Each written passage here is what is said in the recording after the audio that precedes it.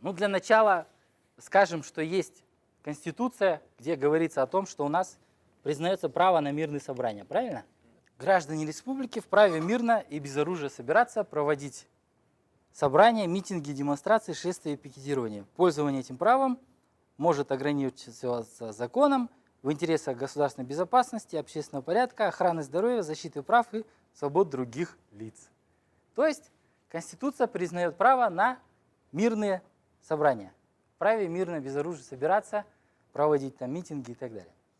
Значит, Конституция такое право дает, но говорит о том, что пользование этим правом может ограничиваться законами.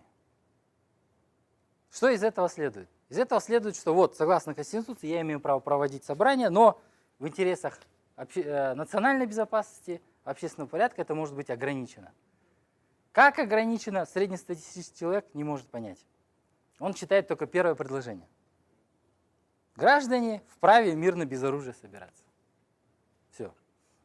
Значит, эта Конституция закрепляет такое положение. Есть дальше, ниже Конституции у нас что идут? Законы. Правильно?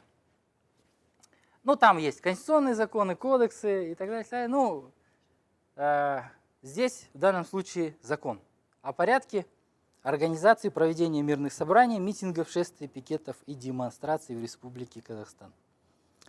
И здесь в первой же статье указано, что формами выражения общественных, групповых или личных интересов и протеста, именуемых в законодательстве собраниями, митингами, шествиями и демонстрациями, следует понимать также голодовку в общественных местах, возведение юрт, палаток, иных сооружений и пикетирование. В общем-то, собрания в этом законе, в первой же статье, через запятую идут с другими видами, как митинги, шествия, демонстрации,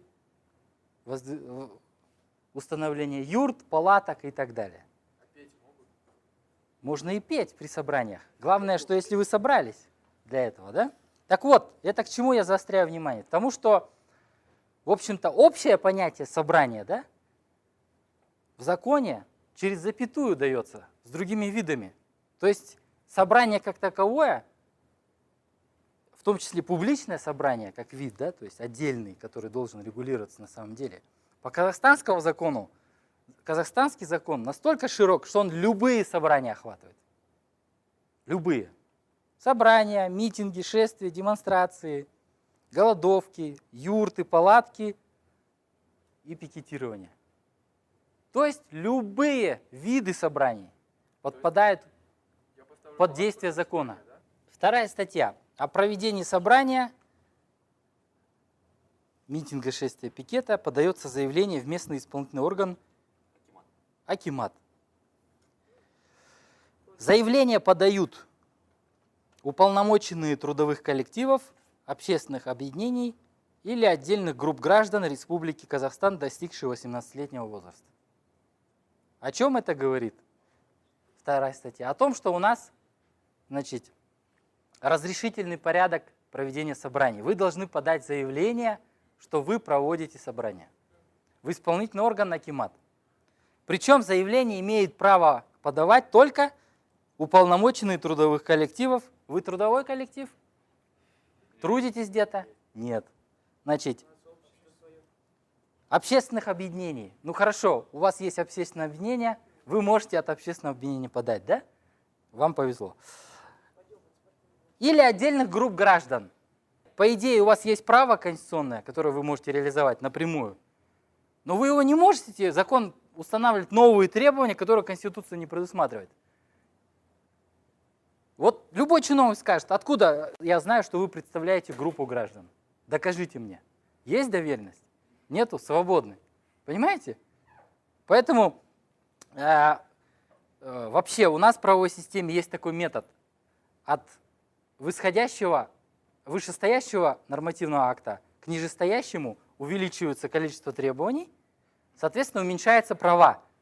То есть, если там Конституция говорит, у вас есть на это право, то пока вы дойдете до конкретной инструкции, она обложит вас стольким количеством там, необходимых действий, которые вы не можете просто выполнить, может быть, даже в некоторых случаях. А почему я должен платить, покупать доверенность какую-то, да, делать, чтобы элементарно там подать заявление на митинг, еще неизвестно, мне разрешат или нет.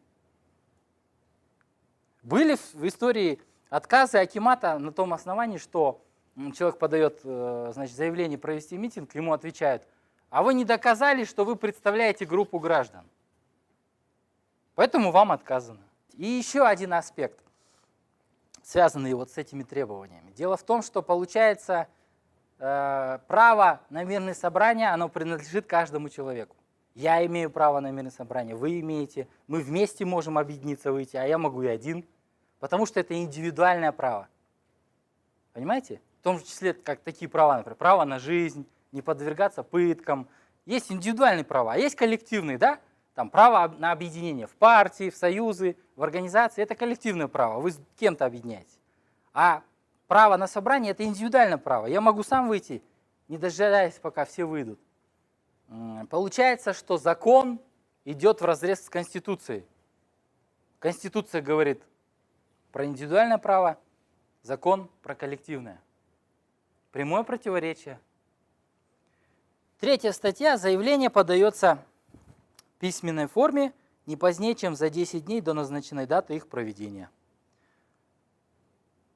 В заявлении указывается цель, форма, место проведения мероприятия или маршруты движения, время его начала и окончания, предполагаемое количество участников, фамилия, имя, отчество уполномоченных в скобках организаторов и лиц, ответственных за соблюдение общественного порядка, место их жительства и работы, в скобках учебы, дата подачи заявления.